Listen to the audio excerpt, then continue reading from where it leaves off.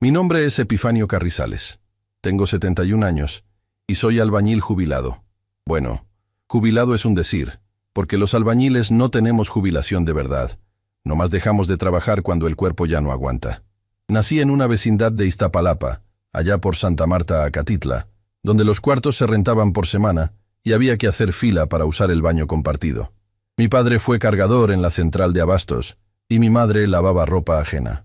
Entre los dos apenas juntaban para los frijoles y las tortillas. Carne, pues nomás cuando había fiesta patronal. Estas manos que usted ve aquí, todas cuarteadas y con los nudillos reventados, levantaron más de 200 casas en esta ciudad. Casas que nunca fueron mías, pero que construí como si lo fueran. Empecé a trabajar a los 11 años, no por gusto, sino porque así eran las cosas. Un vecino que era maestro albañil me llevó de chalán a una obra por el rumbo de Coyoacán. Me pagaban 15 pesos al día por cargar botes de mezcla, subir tabiques y barrer el escombro. A los 20 me casé con Hortensia, una muchacha de la colonia agrícola oriental que trabajaba en una tortillería. Nos fuimos a vivir a un cuartito rentado, y desde el primer día le prometí que algún día le iba a construir su propia casa. Tardé 23 años en cumplir esa promesa. 23 años cargando costales de cemento de 50 kilos, subiendo andamios bajo el sol que le partía a uno la espalda. Cuando por fin junté para comprar un terrenito acá en la colonia Xalpa, ya tenía la espalda torcida y las rodillas me crujían al subir escaleras. Pero lo logré. Con mis propias manos levanté esta casa donde estamos sentados ahorita. 3 cuartos, un bañito, su cocina y un patiecito donde Hortensia sembró sus macetas. No es gran cosa para los que tienen, pero para mí representa toda una vida de sacrificio. Mi Hortensia se me fue hace 8 años, de una diabetes que le comió los riñones. Lo único que nos dejó Dios fue una hija, Marisela, mi orgullo más grande. Desde chiquita fue lista como ella sola. Traía puro 10 en la escuela. Aunque me tuve que partir el lomo el doble, trabajando turnos de noche vigilando obras, Marisela terminó la preparatoria y entró a la UNAM. Estudió contaduría. El día de su graduación, cuando la vi recibir su título, lloré como nunca. Mi hija, la hija de un albañil de Iztapalapa, era licenciada. Y ahora le voy a contar por qué estoy aquí, platicándole todo esto. Hace unos meses, mi hija cumplió 38 años. Está casada con un hombre que se llama Edgar Ontiveros. Llevan 7 años de matrimonio y tienen una niña de 6 años, mi nieta Abril. Esa criatura es mi adoración. Tiene los ojos de mi Hortensia y la sonrisa de Marisela. Cada domingo viene a visitarme y me ayuda a regar las macetas de su abuela. Edgar viene de familia acomodada. Su padre era dueño de una distribuidora de materiales de construcción. Imagínese usted la ironía. Yo pasé toda mi vida comprando cemento y varilla en lugares como ese. Y ahora mi hija estaba casada con el hijo del patrón. Cuando Marisela me lo presentó hace 8 años, el muchacho me pareció educado. Hablaba bonito, se vestía bien, manejaba una camioneta del año. Yo pensé que mi hija se había sacado la lotería, que equivocado estaba.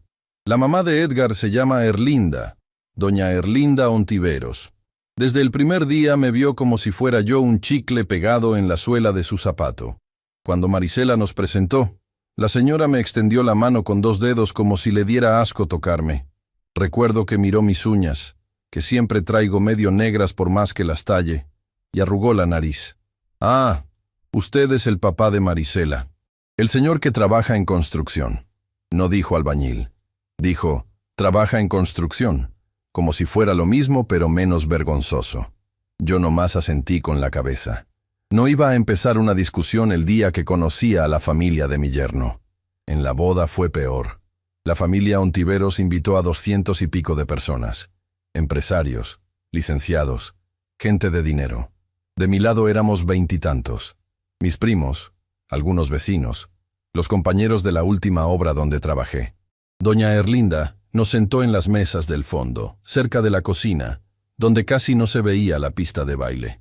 Cuando llegó el momento de los discursos, el padre de Edgar habló 20 minutos sobre los logros de su familia, sobre la empresa, sobre el futuro brillante de su hijo.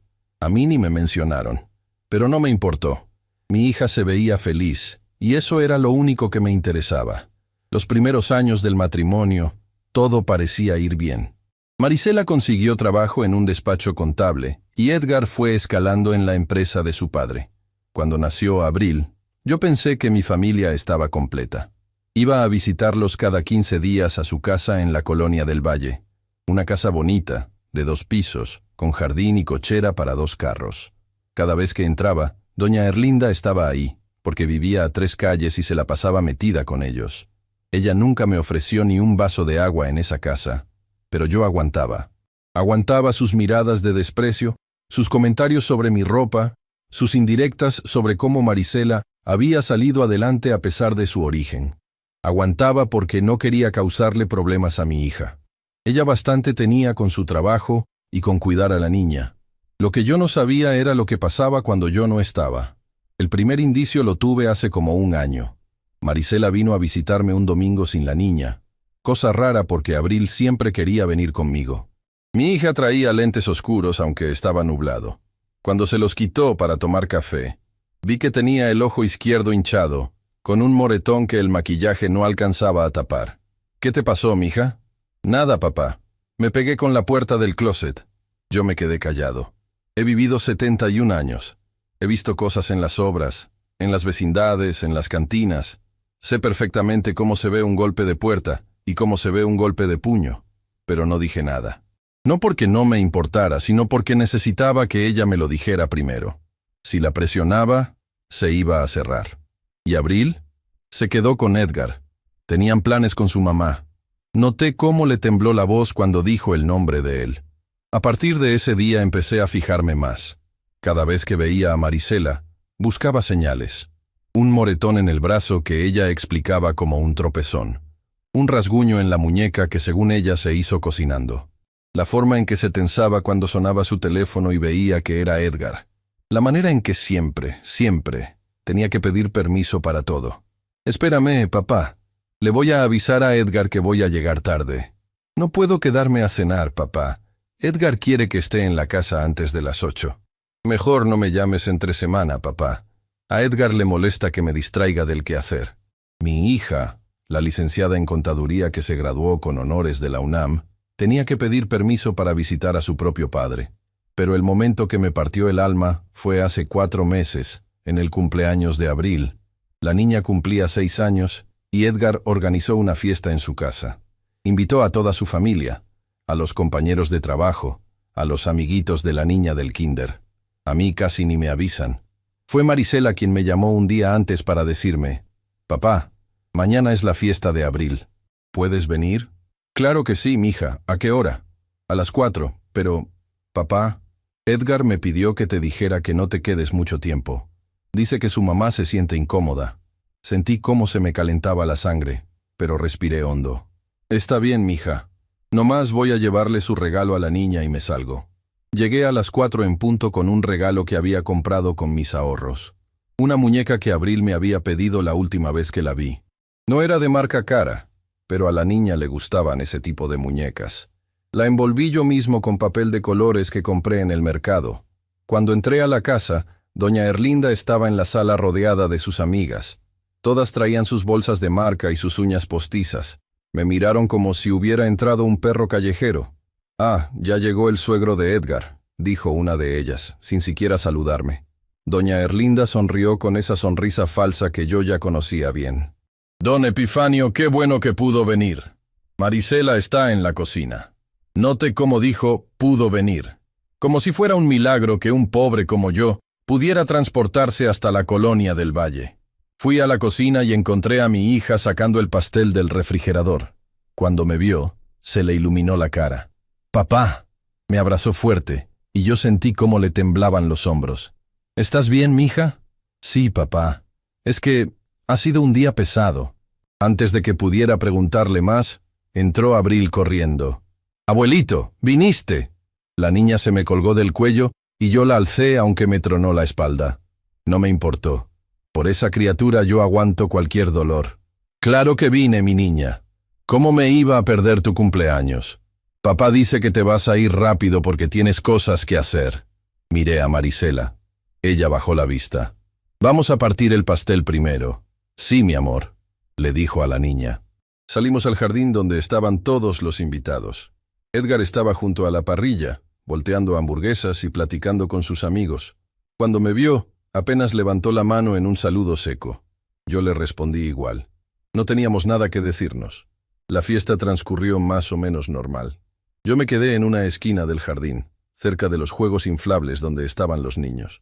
Abril venía cada rato a enseñarme cosas, una pulsera que le regalaron, un dibujo que hizo en la escuela, el vestido nuevo que le compró su abuela Erlinda. Yo la escuchaba con toda mi atención, porque esos momentos con ella valían oro. Entonces pasó lo que pasó. Ya habían partido el pastel y abierto los regalos. Abril abrió el mío y le encantó la muñeca. La abrazó y vino corriendo a darme un beso. «Gracias, abuelito. Es la que yo quería». Doña Erlinda, que estaba a unos metros, se acercó a ver el regalo. «¿Esa muñeca de dónde es?» «Me la regaló mi abuelito». La señora tomó la muñeca, le dio la vuelta, y vi cómo le buscaba la etiqueta. Cuando vio que era de las que venden en el mercado, hizo una mueca. «Ah, qué bonita». Me dieron ganas de decirle que esa muñeca me costó el equivalente a 3 días de mi pensión, pero me quedé callado. No valía la pena. Lo que no esperaba era lo que vino después. Marisela estaba recogiendo los platos de pastel cuando uno de los amigos de Edgar hizo un comentario que no alcancé a escuchar. Lo que sí escuché fue la risa de todos los hombres alrededor de la parrilla. Y luego la voz de Edgar, fuerte, para que todos oyeran. Pues sí, mi suegro es el típico albañil mantenido. Viene a las fiestas nomás a comer gratis. El jardín se quedó en silencio. Yo sentí cómo la sangre se me subía a la cabeza. 71 años cargando costales, levantando casas, trabajando bajo el sol y la lluvia. Nunca le pedí un centavo a nadie. Nunca. Y este escuincle que nació en cuna de oro se atrevía a llamarme mantenido. Pero antes de que yo pudiera reaccionar, Marisela se adelantó. «Edgar, no hables así de mi papá». Lo dijo quedito, pero firme. Todos la voltearon a ver.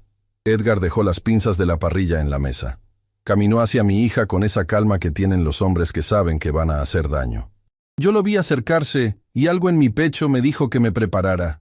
«¿Qué dijiste?» «Que no hables así de mi papá. Él no vino a comer gratis. Vino a ver a su nieta». Edgar sonrió. No una sonrisa normal, sino esa sonrisa que yo he visto en hombres que están a punto de explotar. «Marisela, no me levantes la voz en frente de mis invitados». «No te estoy levantando la voz. Te estoy pidiendo respeto para mi padre. Lo que pasó después, lo voy a recordar hasta el día que me muera». Edgar levantó la mano y le dio una cachetada a mi hija en medio del jardín. El sonido fue seco, como cuando revienta un tabique. Marisela se tambaleó y tuvo que sostenerse de una silla para no caer.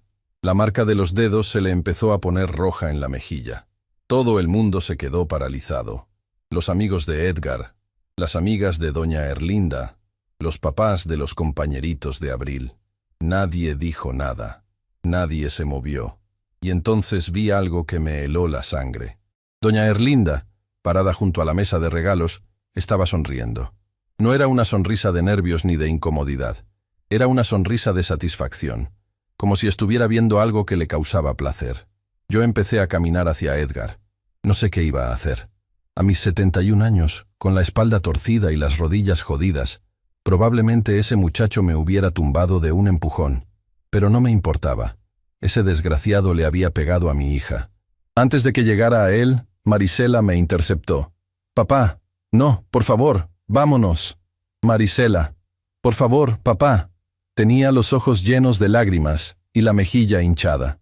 Detrás de ella, Abril estaba parada junto a los juegos inflables, abrazando su muñeca nueva, con una expresión que ningún niño de 6 años debería tener. No estaba llorando. Estaba inmóvil, como si aquello fuera algo que ya había visto antes. Y eso me dolió más que cualquier cosa. Esa noche no dormí. Me quedé sentado en el patiecito de mi casa, mirando las macetas de hortensia, pensando en qué había hecho mal, en qué momento perdí a mi hija, cómo dejé que esto pasara. A las 3 de la mañana tomé una decisión. Iba a sacar a mi hija y a mi nieta de ese infierno. No sabía cómo, pero lo iba a hacer, aunque fuera lo último que hiciera en esta vida. Lo que yo no sabía era que Edgar y su madre tenían planes mucho más oscuros. y que la persona que me iba a revelar todo sería la más inesperada. Después de lo que pasó en la fiesta de abril, yo esperaba que Marisela me buscara, que viniera a mi casa, que me llamara, que me dijera que ya había sido suficiente y que necesitaba ayuda. Pero no fue así. Mi hija se encerró. Dejó de contestar mis llamadas y cuando le mandaba mensajes, me respondía con puras evasivas. Estoy bien, papá. Ahorita no puedo hablar. Luego te marco. Yo no iba a quedarme con los brazos cruzados.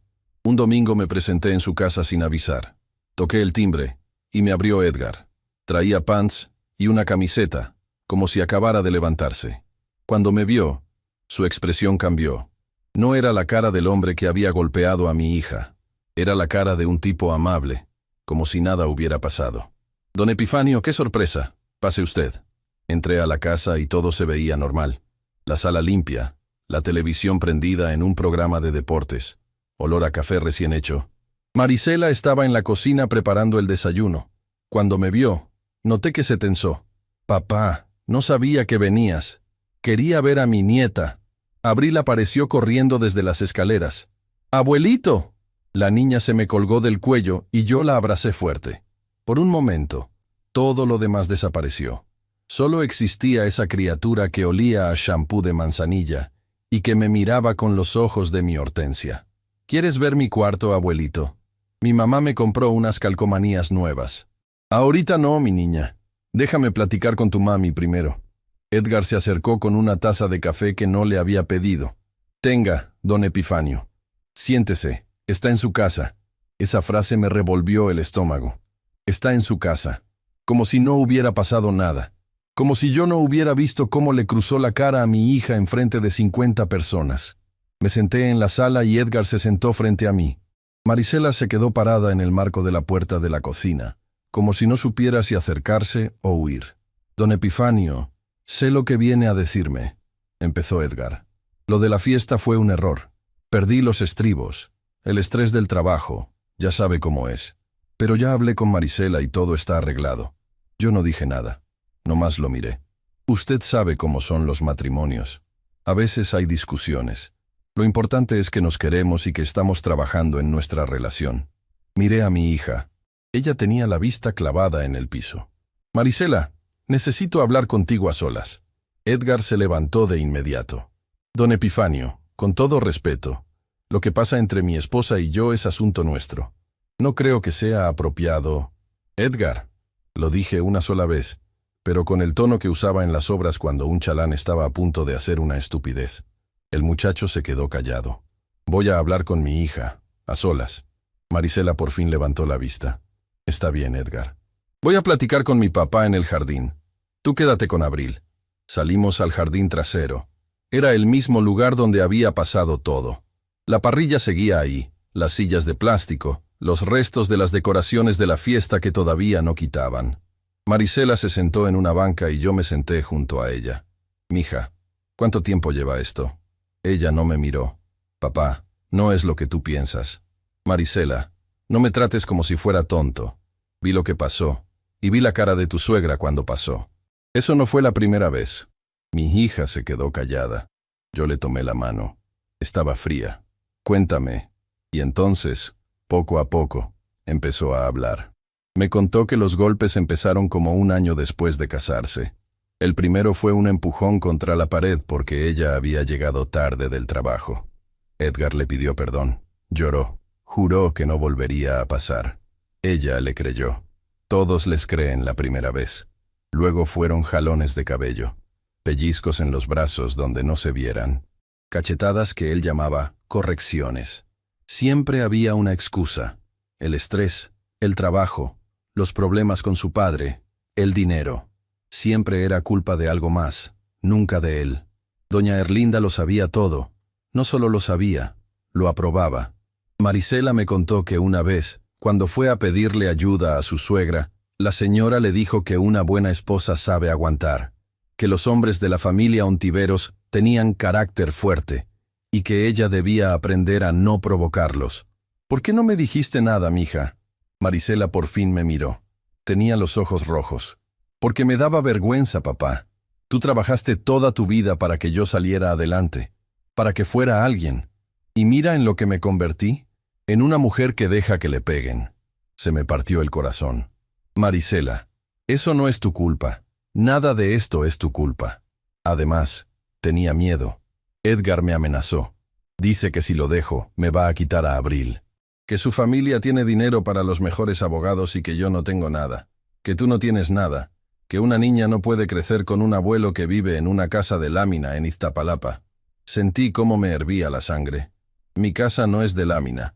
La construí yo mismo, con mis propias manos, y tiene losa de concreto y paredes de bloc. Pero para gente como los Ontiveros, cualquier cosa que no sea una residencia en las lomas es una casa de lámina. Mija, tienes que salirte de aquí. No puedo, papá, no tengo a dónde ir. Vienes a mi casa, tú y Abril. Ahí caben las tres. Marisela negó con la cabeza. Edgar no lo va a permitir, y su mamá menos. Ella tiene planes, papá. ¿Qué planes? Antes de que pudiera responderme, la puerta del jardín se abrió. Era doña Erlinda. No sé a qué hora llegó, pero ahí estaba, con su bolsa de marca y sus lentes oscuros, mirándonos como si hubiéramos cometido un crimen. Marisela, tu esposo te necesita adentro. Mi hija se levantó de inmediato, como un soldado que recibe una orden. Ya voy, suegra. Espera, mija. Pero ella ya estaba caminando hacia la casa. Doña Erlinda se quedó en el jardín mirándome.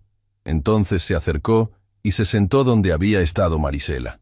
Don Epifanio, usted y yo necesitamos hablar. No tengo nada que hablar con usted. Claro que sí. Usted está metiéndose en asuntos que no le corresponden.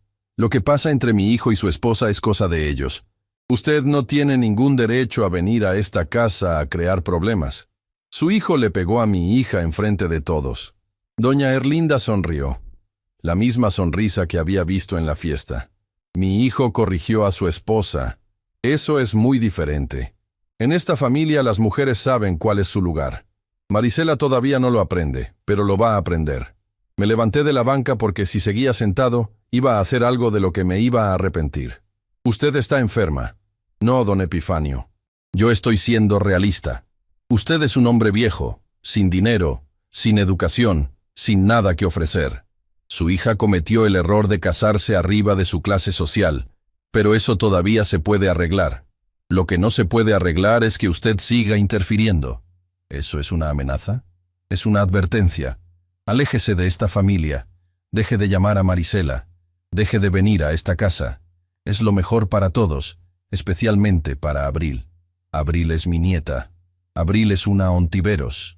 Y los Ontiveros no se mezclan con gente de su condición. Me quedé mirándola fijamente. Esta mujer hablaba de mi nieta como si fuera una propiedad. Como si la sangre de mi Hortensia y la mía no corrieran por sus venas. Yo no me voy a alejar de mi familia. Doña Erlinda se levantó y se alisó la falda. Entonces va a tener que atenerse a las consecuencias. Se lo dije, don Epifanio. Se lo advertí. Entró a la casa y yo me quedé solo en el jardín. A través de la ventana podía ver a Marisela sirviendo la comida, mientras Edgar y su madre se sentaban a la mesa. Mi hija parecía una sirvienta en su propia casa. Me fui sin despedirme. Esa noche no pude dormir. Me quedé pensando en las palabras de doña Erlinda. Consecuencias. ¿Qué clase de consecuencias? ¿Qué estaban planeando esa mujer y su hijo? La respuesta llegó unos días después, pero no de quien yo esperaba. Era viernes. Yo estaba en mi casa arreglando una gotera que había aparecido en el techo del baño. Aunque ya estoy retirado, todavía sé usar las herramientas. Estaba subido en una escalera cuando escuché que alguien tocaba la puerta. Bajé con cuidado, porque las rodillas ya no me responden como antes, y fui a abrir. Era mi compadre Nicanor, un hombre con el que trabajé en varias obras, y que ahora maneja un taxi. Traía de la mano a Abril. Epifanio, mira lo que me encontré. ¿Abril? ¿Qué haces aquí, mi niña? La niña traía su mochila de la escuela y los ojos hinchados de llorar. Abuelito, ¿puedo quedarme contigo? Nicanor me explicó que había encontrado a la niña caminando sola por la avenida Ermita, a más de 15 cuadras de su escuela. Cuando le preguntó qué hacía ahí, ella le dijo que estaba buscando la casa de su abuelito. ¿Tu mamá sabe que estás aquí? Abril negó con la cabeza. Le di las gracias a Nicanor y metí a la niña a la casa. Le serví un vaso de leche y unas galletas que tenía guardadas para cuando ella venía de visita. Se sentó en la silla de la cocina, la misma donde se sentaba mi Hortensia, y empezó a comer en silencio. Mi niña, ¿qué pasó? ¿Por qué te saliste de la escuela? Abril dejó de comer. Me miró con esos ojos que son igualitos a los de su abuela, y lo que me dijo me dejó helado. Abuelito, no quiero que te vayas al lugar donde mandan a los viejitos que estorban. ¿Qué? ¿De qué hablas, mi niña? Mi papá y mi abuelita Erlinda estaban hablando. Dijeron que tú eres un estorbo y que te van a mandar a un lugar donde ya no puedas molestar. Un lugar donde los viejitos se van a morir solos. Sentí cómo se me apretaba el pecho. ¿Un asilo? No sé cómo se llama, pero mi papá dijo que cuando te lleven ahí, mi mamá ya no va a tener pretextos para desobedecerlo. Dijo que tú eres el que le mete ideas en la cabeza. Me hinqué frente a mi nieta. Las rodillas me tronaron, pero no me importó. Abril, ¿qué más dijeron tu papá y tu abuelita? La niña empezó a llorar. Dijeron que mi mamá está loca, que van a llevarla con un doctor para que diga que está loca y entonces mi papá se va a quedar conmigo. Y que tú no me vas a poder ver nunca más porque no tienes dinero para abogados. La abracé fuerte mientras ella lloraba en mi hombro. No te preocupes, mi niña. Nadie me va a llevar a ningún lado. Y nadie te va a separar de tu mami ni de mí. Pero por dentro estaba temblando. No de miedo, sino de rabia. Estos desgraciados no solo maltrataban a mi hija.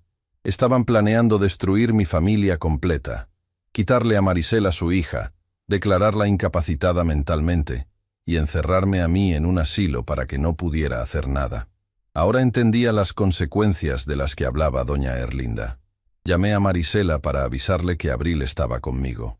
Cuando contestó, su voz sonaba asustada. ¿Abril está ahí? Dios mío. La escuela me llamó diciendo que no la habían recogido. Edgar se puso furioso. Está bien, mija. Está aquí conmigo comiendo galletas. Voy para allá. Marisela, espera. Necesito que vengas sola, sin Edgar, sin tu suegra. Tenemos que hablar. Hubo un silencio largo. Papá, no puedo. Mija, sé lo que están planeando. Abril me contó todo. Otro silencio. Voy para allá. Media hora después, Marisela tocó la puerta. Venía sola, como le pedí. Cuando entró y vio a Abril jugando en el patiecito con las macetas de su abuela, se le llenaron los ojos de lágrimas. Abril, mi amor, me asustaste mucho. Perdón, mami, es que no quería que se llevaran al abuelito. Marisela me miró. ¿Qué te dijo? Le conté todo lo que Abril me había contado. El plan de declararla incapacitada. El asilo. La custodia. A medida que hablaba, el rostro de mi hija iba cambiando. Vi cómo el miedo se convertía en algo más, en rabia, en determinación. Lo sospechaba, me dijo. Edgar ha estado hablando mucho con un abogado amigo suyo, y su mamá ha estado insistiendo en que vaya a ver a un psiquiatra que ella conoce. Dice que es porque estoy muy estresada, pero ahora entiendo para qué es. Mija, tienes que irte de esa casa. Si me voy va a decir que abandoné el hogar. Va a usar eso en mi contra. Entonces, ¿qué hacemos? Marisela se quedó callada. Luego me miró de una manera que no había visto en años.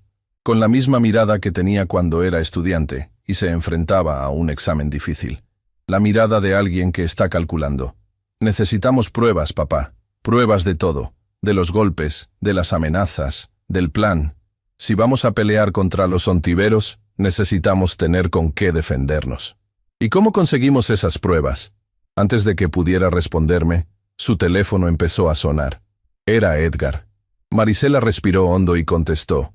Hola. Sí, ya la encontré. Está con mi papá. Ya sé. Fue un susto. Ahorita vamos para allá. Colgó y me miró. Tengo que irme. Si no llego pronto, va a sospechar. Marisela, papá, confía en mí.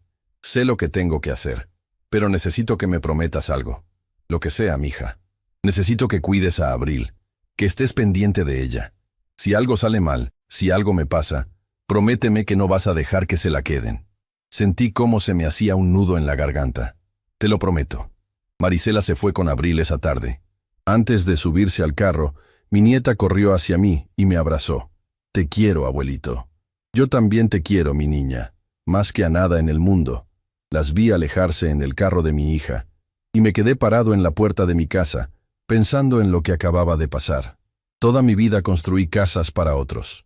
Aprendí que lo más importante de una construcción son los cimientos.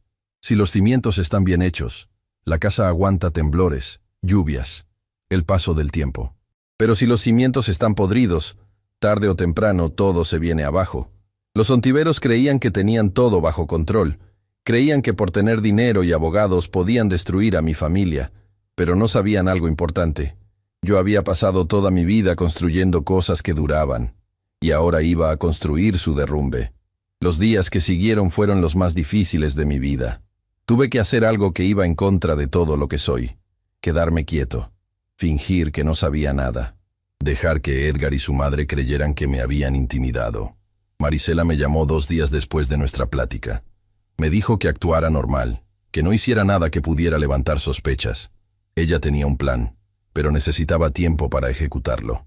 Yo le pregunté cuál era el plan, y ella me dijo que entre menos supiera mejor, que confiara en ella. Confiar. Esa palabra me costaba trabajo cuando se trataba de dejar a mi hija sola en esa casa con ese animal. Pero Marisela siempre fue más lista que yo. Si ella decía que tenía un plan, yo le iba a dar el tiempo que necesitara. Lo que no esperaba era que los ontiveros movieran sus piezas tan rápido. Una mañana, como a las 10, tocaron a mi puerta.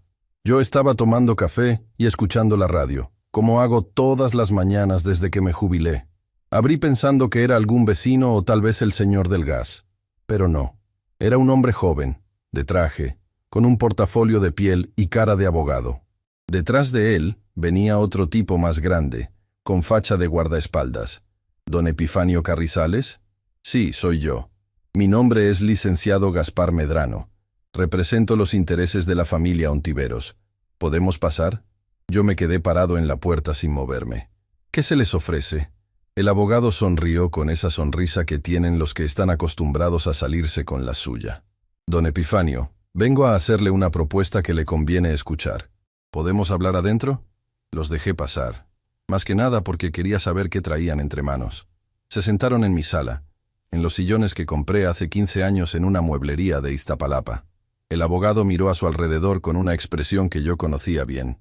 La misma expresión que ponía doña Erlinda cuando veía mis uñas. Don Epifanio, voy a ser directo con usted. Mis clientes están preocupados por la situación familiar que se ha generado en los últimos meses. Consideran que su intervención en el matrimonio de su hija está causando problemas innecesarios. ¿Mi intervención? Usted ha estado visitando a su hija sin autorización del señor Ontiveros. Ha estado hablando con su nieta a espaldas de sus padres. Y según tengo entendido, ha estado haciendo acusaciones muy graves contra mi cliente. Yo tomé un trago de mi café que ya se estaba enfriando. ¿Y qué quieren? El abogado abrió su portafolio y sacó unos papeles. Mis clientes están dispuestos a ofrecerle una compensación económica a cambio de que usted firme este documento. En él, usted se compromete a no tener contacto con su hija ni con su nieta por un período de 5 años. A cambio, la familia Ontiveros le depositará una cantidad mensual que le permitirá vivir cómodamente. Me extendió los papeles. Yo ni siquiera los toqué. ¿Cuánto? 15,000 pesos mensuales. Es más de lo que usted gana con su pensión, ¿no es así? 15,000 pesos. Para los Ontiveros, eso era lo que gastaban en una cena. Para mí, era más dinero del que había visto junto en toda mi vida. Pero la cantidad no importaba. Podían ofrecerme 1,000,000 de pesos y mi respuesta hubiera sido la misma. No. El abogado parpadeó. ¿Perdón? Dije que no. No voy a firmar nada. No voy a alejarme de mi hija ni de mi nieta. Y puede decirle a sus clientes que se metan su dinero por donde les quepa. El tipo grande que venía con el abogado dio un paso hacia adelante, pero el licenciado lo detuvo con un gesto. Don Epifanio, creo que no está entendiendo la situación. Esta es una oferta generosa. Si usted no la acepta, mis clientes se verán obligados a tomar medidas legales. ¿Cómo cuáles? Podemos solicitar una orden de restricción en su contra. Podemos argumentar que usted representa un peligro para la estabilidad emocional de su nieta. Podemos hacer que un juez le prohíba acercarse a menos de 500 metros de la casa de su hija. Me levanté del sillón. Las rodillas me tronaron, pero me mantuve firme. Licenciado, yo no sé mucho de leyes. Pasé mi vida cargando costales y levantando paredes. Pero sé una cosa. No pueden prohibirle a un padre ver a su hija, ni a un abuelo ver a su nieta. No cuando el único delito que he cometido es preocuparme por ellas. Don Epifanio, Ya escuché lo que tenía que decir. Ahora váyase de mi casa. El abogado se levantó y guardó los papeles en su portafolio. Está cometiendo un error muy grave. Los ontiveros no son gente con la que se pueda jugar. Yo no estoy jugando. Estoy defendiendo a mi familia. Los acompañé hasta la puerta. Antes de salir, el abogado se volteó una última vez. Tiene una semana para reconsiderar. Después de eso, las cosas se van a poner muy difíciles para usted. Cerré la puerta sin responderle. Me quedé parado en mi sala, con el corazón latiéndome fuerte. Estos desgraciados iban en serio. No solo querían quedarse con mi nieta y destruir a mi hija, también querían sacarme del camino de manera legal, pagarme para que desapareciera, como si yo fuera un problema que se resuelve con dinero. Esa tarde llamé a Marisela para contarle lo que había pasado. Ella no pareció sorprendida. Ya me lo esperaba, papá. Edgar me dijo que iban a mandarte un abogado. Pensó que ibas a aceptar. ¿Tú qué piensas? Pienso que están desesperados. Si estuvieran seguros de ganar, no te ofrecerían dinero. Te ofrecen dinero porque saben que lo que están haciendo no es legal. ¿Y el plan? Está avanzando. Pero necesito que hagas algo por mí. Lo que sea. Necesito que vayas a ver al licenciado Bermúdez. ¿Te acuerdas de él? Claro que me acordaba. Rosendo Bermúdez. Le construí su casa hace como 20 años. Una residencia bonita por el rumbo de Coapa. Era un hombre justo que me pagó completo y a tiempo. Cosa rara en ese entonces. Después de terminar la obra, me invitó a comer a su casa y me dijo que si algún día necesitaba ayuda legal, lo buscara. Nunca lo busqué porque nunca necesité un abogado. Hasta ahora. ¿Para qué quieres que lo vea? Para que te asesore. Y para que esté listo cuando llegue el momento. ¿El momento de qué? Ya lo vas a saber, papá. Confía en mí. Al día siguiente fui a buscar al licenciado Bermúdez a su despacho en la Colonia del Valle. Cuando llegué, la secretaria me miró raro, como preguntándose qué hacía un viejo con ropa de mercado en un lugar así. Pero cuando le dije mi nombre, su expresión cambió. ¿Don Epifanio? El licenciado lo está esperando. Pase. Rosendo Bermúdez había envejecido bien. Tenía el pelo blanco, pero todavía se veía fuerte, con esa energía que tienen los hombres que han vivido bien. Cuando me vio entrar, se levantó de su escritorio y me dio un abrazo. Epifanio, qué gusto verte. ¿Cuántos años han pasado? Como 20, licenciado. Siéntate, hombre. ¿Quieres un café? Le acepté el café y le conté todo. Desde el principio. La boda de Marisela, los primeros indicios de violencia, la cachetada en la fiesta, la amenaza de doña Erlinda, lo que Abril me había contado sobre el plan de internarme y quitarle la custodia a mi hija, la visita del abogado. Bermúdez escuchó sin interrumpirme, tomando notas en una libreta. Cuando terminé, se quedó callado un momento. Epifanio, lo que me estás contando es muy serio. Estos tipos están planeando un fraude legal. Quieren usar el sistema para destruir a tu familia. ¿Y qué puedo hacer? Necesitamos pruebas. Sin pruebas, es tu palabra contra la de ellos. Y ellos tienen dinero para comprar testigos, peritos, lo que necesiten. ¿Qué tipo de pruebas? Grabaciones, fotografías, testimonios. Cualquier cosa que demuestre la violencia y el plan que tienen. ¿Y cómo consigo eso? Bermúdez se recargó en su silla. Tu hija está adentro. Ella puede conseguir esas pruebas, pero tiene que ser cuidadosa. Si Edgar se da cuenta de lo que está haciendo, las cosas se pueden poner muy peligrosas. Marisela me dijo que tiene un plan. Entonces hay que confiar en ella. Pero mientras tanto, tú tienes que protegerte. Si ese abogado vuelve, no firmes nada. No hables con nadie de la familia Ontiveros sin un testigo presente. Y si en algún momento sientes que estás en peligro, me llamas de inmediato. Me dio su tarjeta con su número personal. Esa casa que me construiste sigue en pie, Epifanio. Aguantó el temblor del 19 de septiembre y no le pasó nada. Eso me dice todo lo que necesito saber sobre ti. Eres un hombre que construye cosas que duran. Salí del despacho sintiéndome un poco mejor. Al menos ahora tenía a alguien de mi lado que sabía de leyes. Pero la verdadera batalla apenas estaba comenzando. Esa noche, Marisela me mandó un mensaje de texto. Decía solo 3 palabras. Empezó la función. No entendí qué significaba hasta una semana después. Era domingo. Yo estaba en mi casa esperando la visita de Abril, que venía cada domingo a regar las macetas de su abuela. Pero ese día no vino mi nieta sola. Vino con Marisela, y Marisela traía una maleta. Papá, necesito que guardes esto. ¿Qué es? Pruebas. Abrió la maleta y me enseñó lo que había adentro. Un folder grueso con documentos, un celular viejo y una memoria USB.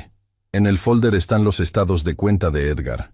Resulta que mi querido esposo ha estado desviando dinero de la empresa de su padre a una cuenta en las Islas Caimán. Casi 3 millones de pesos en los últimos 2 años.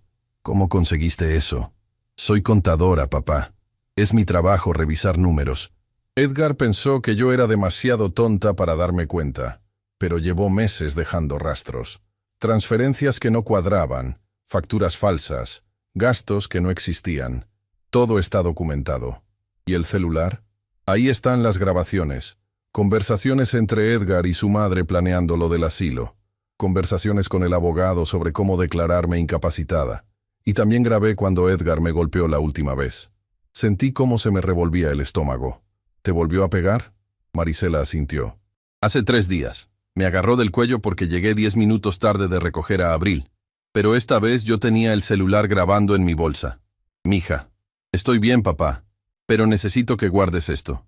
Si Edgar encuentra estas pruebas antes de tiempo, todo se viene abajo. Tomé la maleta y la escondí en el lugar más seguro que conocía, debajo de la losa del patiecito, en un hueco que hice hace años para guardar las escrituras de la casa. Nadie que no supiera dónde buscarlo encontraría jamás. ¿Y ahora qué? Ahora esperamos. El próximo viernes Edgar tiene una cena con inversionistas. Va a estar fuera de la casa toda la noche. Esa es mi oportunidad para salir con Abril. ¿A dónde van a ir? Aquí, papá. Vamos a venir aquí. Pero si te vas así, van a decir que abandonaste el hogar. Marisela sonrió. Era la primera vez que la veía sonreír de verdad en mucho tiempo. No, si primero presento una denuncia por violencia familiar. Ya hablé con una trabajadora social del DIF. El viernes en la noche, antes de salir de la casa, voy a ir a presentar la denuncia. Después me vengo para acá con Abril. Y el sábado en la mañana, cuando Edgar se despierte y vea que no estamos, ya va a ser demasiado tarde. ¿Y las pruebas? Las entregamos después de la denuncia. Cuando el Ministerio Público vea lo que tenemos, Edgar no va a poder hacer nada. Va a estar tan ocupado defendiéndose del fraude que no va a tener tiempo de pelear la custodia. Me quedé mirando a mi hija. Esta mujer que había criado, que había visto crecer, que había graduado de la universidad con tanto sacrificio, estaba demostrando ser más fuerte y más lista de lo que yo jamás imaginé. Estoy orgulloso de ti, mija. A Marisela se le llenaron los ojos de lágrimas. Todo lo aprendí de ti, papá. Tú me enseñaste que las cosas que valen la pena cuestan trabajo, que hay que ser paciente, que los cimientos son lo más importante. Nos abrazamos. Abril, que había estado jugando en el patiecito, vino corriendo. ¿Por qué lloran? No estamos llorando, mi niña. Estamos felices.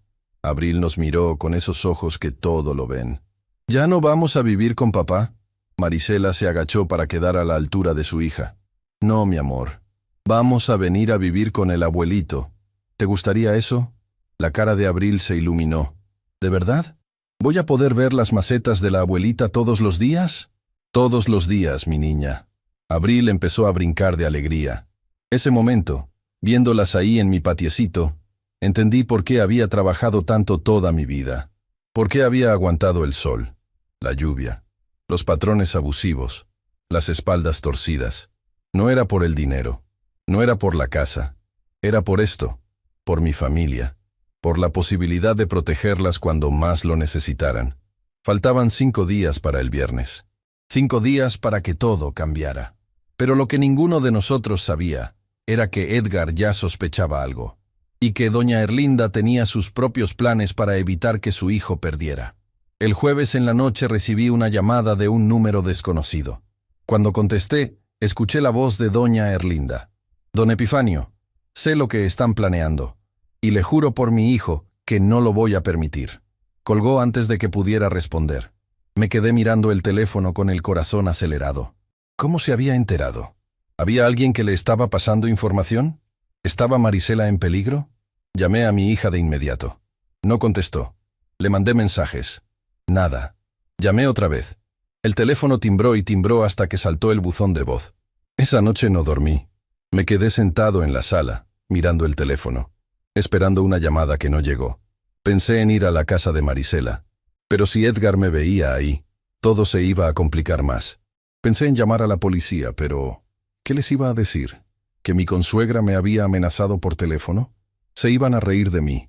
A las 3 de la mañana me preparé un café y salí al patiecito. Me senté junto a las macetas de hortensia y le hablé como si ella estuviera ahí. «Vieja, ayúdame. No sé qué hacer. Nuestra hija está en peligro y yo estoy aquí sentado sin poder hacer nada». Claro que no me respondió. Los muertos no hablan. Pero de alguna manera, sentado ahí entre sus plantas, sentí que no estaba solo. A las 6 de la mañana del viernes, alguien tocó mi puerta. Cuando abrí, era Abril, sola. Traía su mochila de la escuela y estaba llorando. «Abuelito, mi papá se llevó a mi mamá. Dijo que la iba a llevar con un doctor porque está loca». Cuando abrí la puerta y vi a Abril parada ahí sola, con su mochila de la escuela y los ojos hinchados de llorar, sentí que el mundo se me venía encima. La niña estaba temblando. No sé cómo llegó hasta mi casa. No sé si caminó, si alguien la trajo, si se escapó.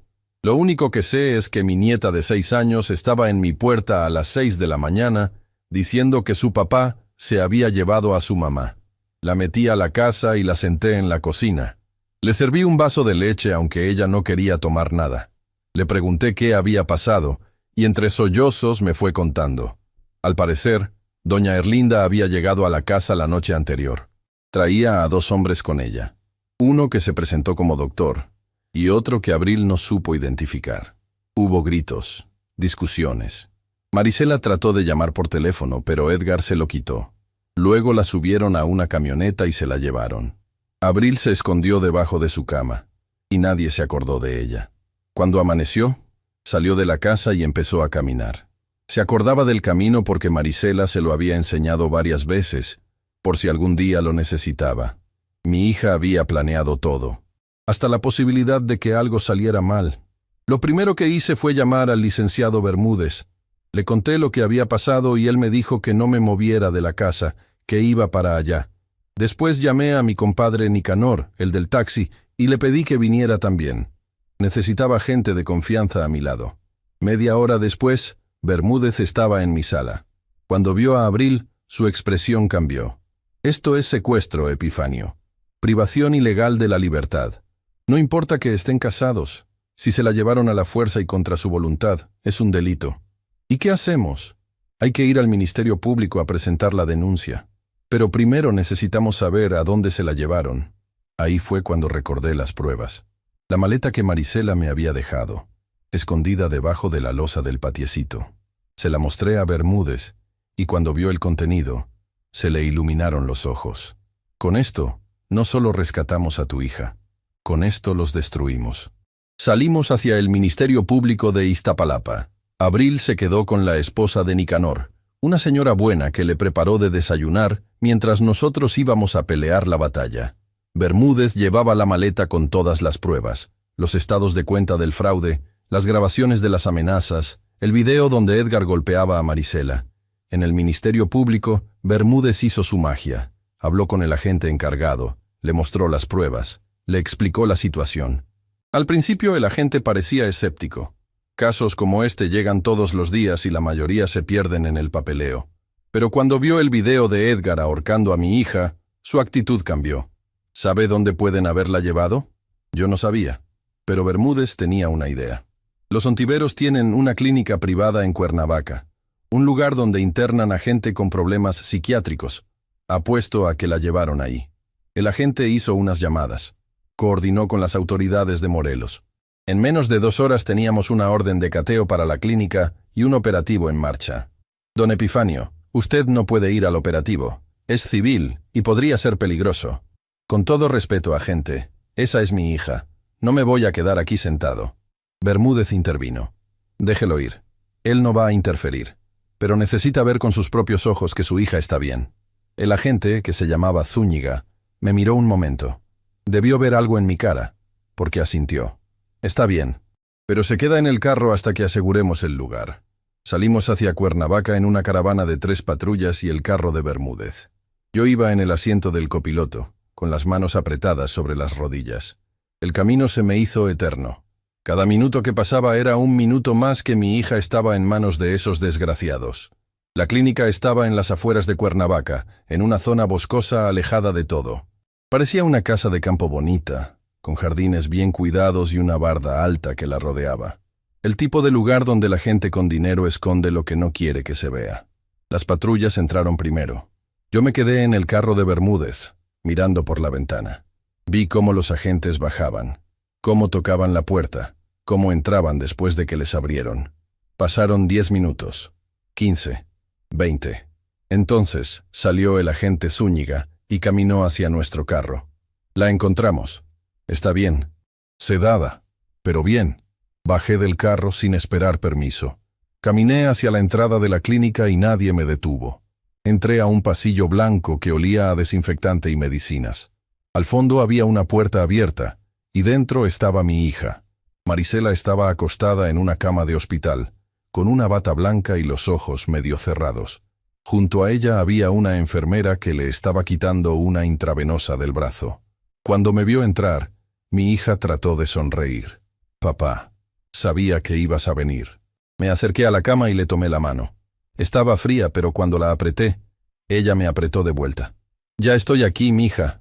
Ya pasó todo». La enfermera terminó de quitarle la intravenosa y salió del cuarto. Un doctor que estaba en el pasillo trató de detenerme, diciendo que la paciente necesitaba reposo, pero el agente Zúñiga lo apartó. «Usted tiene muchas preguntas que responder, doctor.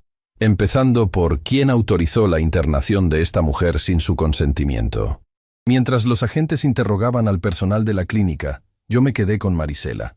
Ella me fue contando lo que había pasado, poco a poco, porque todavía tenía los efectos de los sedantes. Doña Erlinda había encontrado el celular de Marisela con las grabaciones. Revisó los mensajes, vio los planes y llamó a Edgar. Esa misma noche organizaron todo.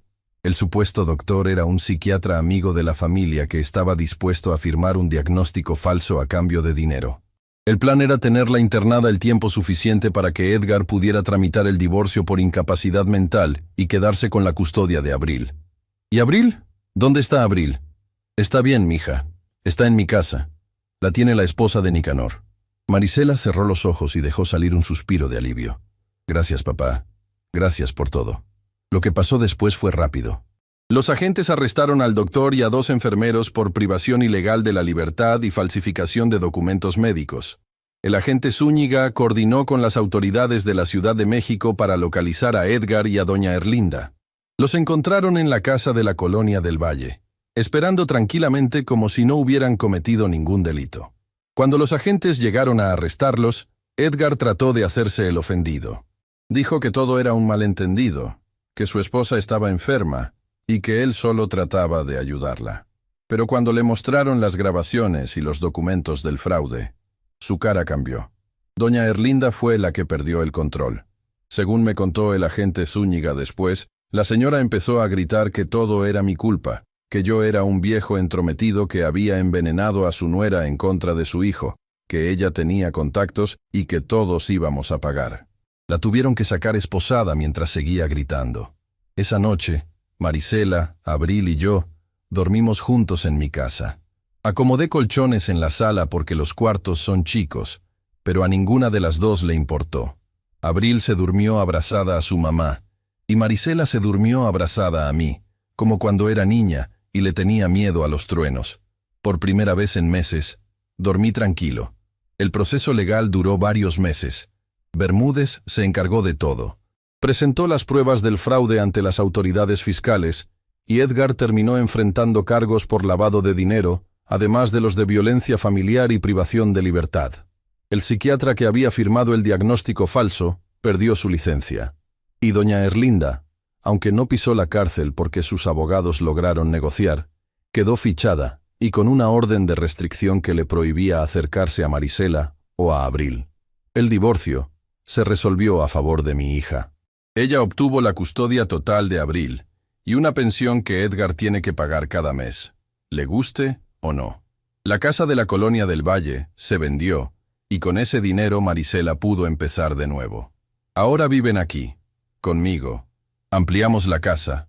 Construimos un cuarto más en el terreno de atrás. Yo ya no puedo cargar costales ni subir andamios, pero todavía sé dirigir una obra. Contraté a unos muchachos de la colonia, y entre todos, levantamos las paredes. Marisela eligió el color de la pintura, y Abril ayudó a sembrar nuevas plantas en el patiecito, junto a las macetas de su abuela Hortensia. Un día, Abril me preguntó qué había pasado con su papá. Yo no sabía qué decirle. Marisela me había pedido que no hablara mal de Edgar frente a la niña, porque aunque fuera un desgraciado, seguía siendo su padre. Así que le dije la verdad, pero de una manera que pudiera entender. Tu papá hizo cosas que no estaban bien, mi niña. Y cuando uno hace cosas malas, tiene que enfrentar las consecuencias. Por eso ya no lo veo. Por eso, mi niña.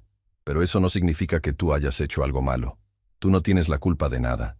Abril se quedó pensando un momento. ¿Y mi abuelita Erlinda?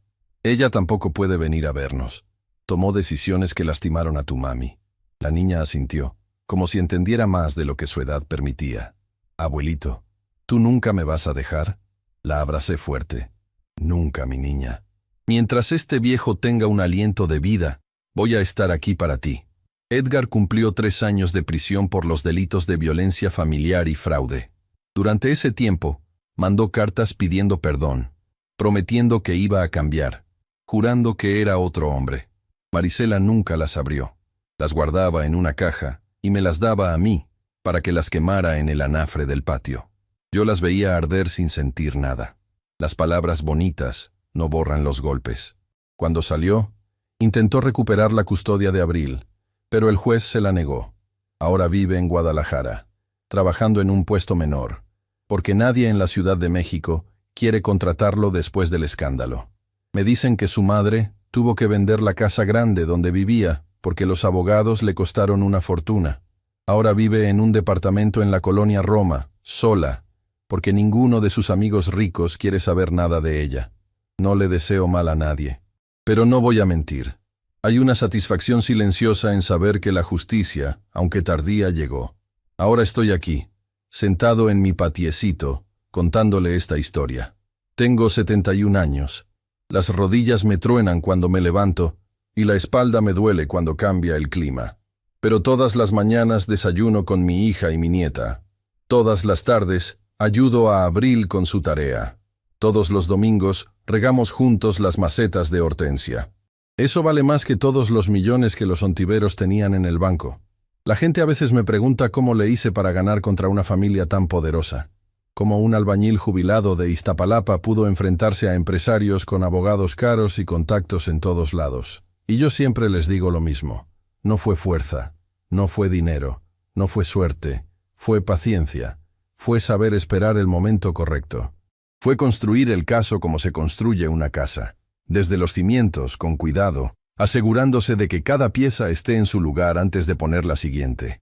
Toda mi vida levanté casas para otros, casas que nunca fueron mías pero que construí como si lo fueran. Y al final, la casa más importante que construí no fue de ladrillos ni de cemento. Fue esta familia que tengo ahora. Esta paz que siento cada mañana cuando abro los ojos y escucho a Abril jugando en el patio. Edgar y su madre pensaron que podían destruirnos porque teníamos menos dinero, menos educación, menos contactos. Pensaron que ser pobres nos hacía débiles. Pero se equivocaron. Los ricos creen que el dinero lo compra todo, pero hay cosas que no se pueden comprar. La lealtad de una hija que confía en su padre. La valentía de una madre que protege a su hija. El amor de una nieta que camina 15 cuadras sola para buscar a su abuelo. Eso no tiene precio. Y eso fue lo que los derrotó. Hace unos días, Abril cumplió 7 años. Le hicimos una fiesta aquí en la casa, con sus compañeritos de la escuela, un pastel de 3 leches que Marisela preparó y unas piñatas que compramos en el mercado de Sonora. No hubo invitados ricos ni mesas de regalos caros, pero había risas, había amor, había familia. Cuando terminó la fiesta y los niños se fueron, Abril se sentó junto a mí en el patiecito. Traía todavía el vestido de la fiesta y restos de pastel en la cara. Abuelito, ¿sabes qué pedí de deseo cuando soplé las velitas? ¿Qué pediste, mi niña? Pedí que nunca nos separemos, tú, mi mami y yo, para siempre. Se me hizo un nudo en la garganta. Ese deseo ya se cumplió, mi niña. Desde hace mucho. Abril sonrió y se recargó en mi hombro.